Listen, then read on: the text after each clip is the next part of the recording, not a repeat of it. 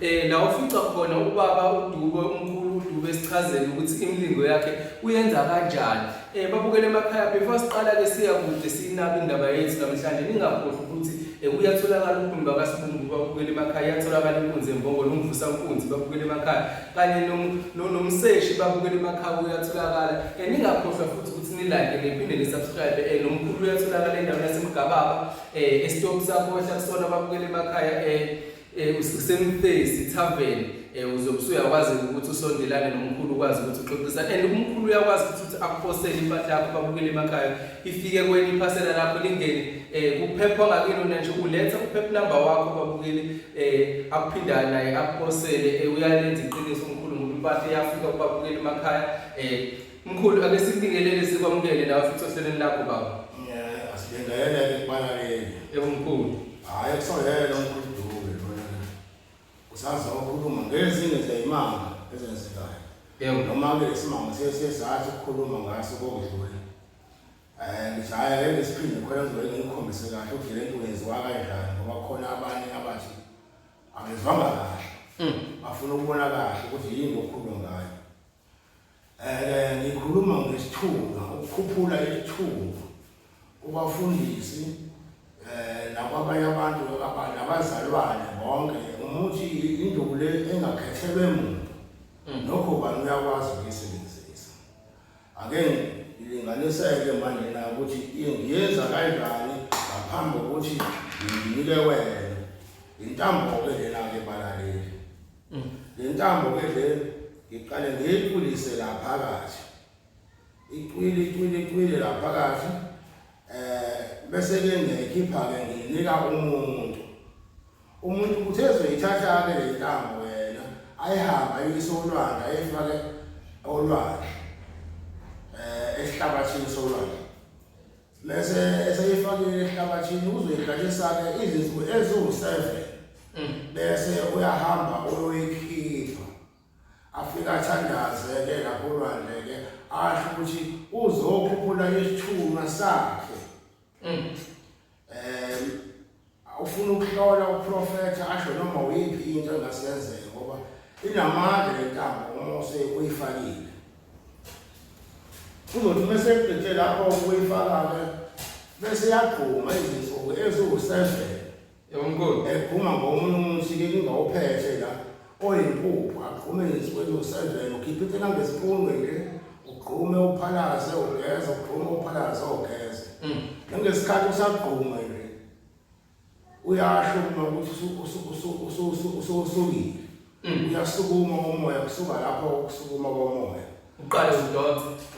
Siyakwazi ukudonsela abantu ke manje nake usho ukuthi yini nani yini umuntu uphethwe yini uhamba ngani bekade kwenzekeni ubona ngisho nongemuva ngale okudashile afuna ukubona ngayo le ntambo ke manje amakhulu ke uyifaka la ukuyiheza yiloko ngoba abanye bathi abayini lokho oheza ukuheza nje yiloko kuthi ke uyiheza kanje ilengile ngaka ngesandla. Mkhulu Hayi iyasuka ke intambo ungahlukana lentambo noma ngabe uyahamba noma ngabe esontweni noma ngabe uyamaphi intambo kodwa noma ungahlukana ngawona ngale wakho akusho kodwa moya esontweni ungakhohlwa le ntambo. Iyona ke ngicabanga ukuthi ke senizwe kahle ngoba bakhona ababele ekhalaza bathi abakayezwa kahle. Mkhulu Siyabonga ke la ake sidlulele le kule ntambo. Mase ke ngibuyela ke manje kule mbiza. Le mbiza ngibiza nge11 isibhamu esikhulu. Mkhulu Ukuthi ngithi isibhamu esikhulu nje ukuthi sishaya isihlakazi. Ngishaya khona isibhamu esikhulu kuyazwakala ayisashaya isibhamu. Mkhulu Kulabantu ke engikhuluma ngabo okufaka bavalwa. Yebo. Induku zabayi sisasebenzi. Yebo imizwa isekho kahle. Ayisekho imizwa. Umfazana uthi ephambi kwakhe awubandahale kodwa akwazi umsebenzisa. Mkhulu Nabo futhi abesifazana kuyenzeka futhi imizwa yabo ingasebenzi. Mkhulu Kanti lokho kuyisichitho esimbi kabi. Waphela kufanele ukuthi manje ngijabulisane ngendlela yonke. Kungabi khona lokufike kume khona. shoda khona. Mkhulu Ibhungu lihle noma intombi inhle kodwa kukhona lokufike kume khona uma sekuyajama. Le nduku ke uyayithatha uyayiphuza uphinde futhi uthathe kancane kanje uyishayela ngaphambili uyigezela ngaphambili inkomo yakho noma ngabe induku yakho. Yebo. Hayi ke emva kwalokho ke iyasukuma into imizwa iyabuya kuwena. Noma ngabe kufika kwakuvalwe kanjani. Yebo unkulu wakho unedropa. Uvula kuvaliwe lo. Uvula kuvaliwe.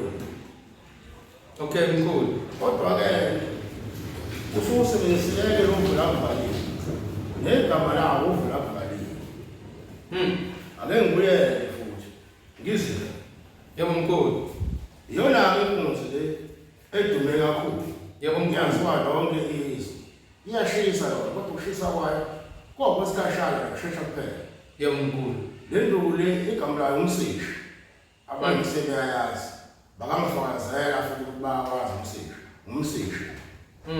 Umsishi uthatha ngaphambili icotha encane. La ngaphambili ndukwini. Ufake ngaphambili. Kwenzele ukukilina ipayipi noma ngabe mhlambe waphathwa mhlawumbe unezilonda. Izona mhlambe ezilonda ezenza ukuthi usheshe nokuthi uchame. Yebo mkhulu.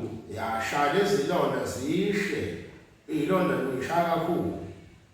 Uphinde futhi ngawo umsishi lo uthathe ngemumva izivalo lesiminofu lezi enkudlwana. Yebo zibo 3 yebo lezi enkudlwana.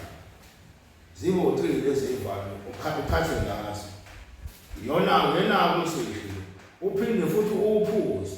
Ngisho ngabe namathansela ayaphela. Uthatha ngemumva ukhatha ngemumva ngisho ntoni yonke into ngemumva iyaphela. Yebo Umhluma njalo umhluma. Yebo mkhulu. Umhluma uphela inyama lento leyo yokushisa umhluma ushaya uvale umsishi. Balaleleke ngithi ke nasegoli ngizibe ngikhona ngiziphethe lezi nduku usuka umsishi intambo ngizobe ngiyiphethe zonke lezo nduku egoli. Yebo. Ku extension 35. Baseyinjira. Yebo mkhulu. Usungafona uma ukuthi usufikile khona uzophendula ukuthi hayi woza nokumbe kube khona umfana ngomkhiphayo okuhlangabezayo okulandayo lapha ngasendlini galaji ezekuwena. Yebo uma uza le ekhaya wena estobhini lapha kukamfisi ithaveni. Yebo Uze uma ugagulisha uthi Dr. Dube enyangeni enkulu yonke lonto leyo uthatha izokubeka le ekhaya. Yebo mkhulu. Uthi Dr. Dube enyangeni enkulu yokuthatha ibukele ekhaya ilocation leyo. Yebo. Yebo injalo indaba. Babukele emakhaya sizwela ke izindaba namhlanje umkhulu Dr. Dube TV uphethe intambo yokudonsa intambo yokukhuphula isithunywa sakho babukele emakhaya. Ningakhohlwa futhi ukuthi umseshi nawo ukhona uphethe umkhulu kanye nembiza yakhe futhi uthe yini igama lomkhulu isibhamu esikhulu. Isibhamu esikhulu. Yebo ivileve. Mavula kuvaliwe igama lawo mavula kuvaliwe. Yebo. Kancane nje ngakugqihile. Ivileve hayi phela kukancane ungasikwazi ukuvela. Iyona le. Yebo isibhamu esikhulu. Yebo. Hayi akudlulutho la ukuthi wawuqoshiwe wawunjani. Kuyahlakazeka konke ukuqhusha lo. Yebo mkhulu. Yebo. Umuntu udubula ngizokala uthi hayi yazokala umuntu osifazane lapho ulalathi yakhathala uyasafuna okwesibili nawe khathele ngokudubulile. Yebo mkhulu. Into impela inyanga ezintathu impela umuntu uyakhathala. Hayi ukuphinda njalo futhi uye ngoba uyobeka umntwana umuntu osifazane nawe lokuphinda ungazikwenza. Beka umntwana uzali ingane zibe 11 noma 9 ungazali ingane ezintathu. Uzali ingane uzale kwande umndeni wakini. Yebo mkhulu. Yebo mkhulu. Babukele emakhaya gijimani sondelani ngobuningi benu. Umkhulu uyatholakala uyitholakala nayo indawo uya-WhatsApp ababukele emakhaya. Kodwa kuze umuntu oseneshow ukuthi into uyayifuna osazi ukuthi ufunani amungathaphela umkhulu ngoba akanaso isikhathi usebenza nabantu abaningi umkhulu wakakwazi ukuthi akuphendule ngesikhathi and make bekuphendulile inhlanhla yakho nawe ngoba abanye bakhala ukuthi awuphendule sixoliseke kuleyo ndawo abantu ababukele emakhaya umkhulu usebenza ngabantu abaningi siyacela ukuthi babukele ningakhohlwa futhi ukuthi ni-like niphinde ni-subscribe umkhulu uDr Dube abalaphi bendabuko laba babukele emakhaya mkhulu ake siphumeni-ke manje sibabona futhi ngesikhathi esizayo ababukeli lesale kahle balale inkosi umkhulu Hapa nomantokomane ufambatsha ngokukhuphuka amantokomane hayi still noda uzozo wena ungajaha ukhosikeja mfana sekhothi impembe yomini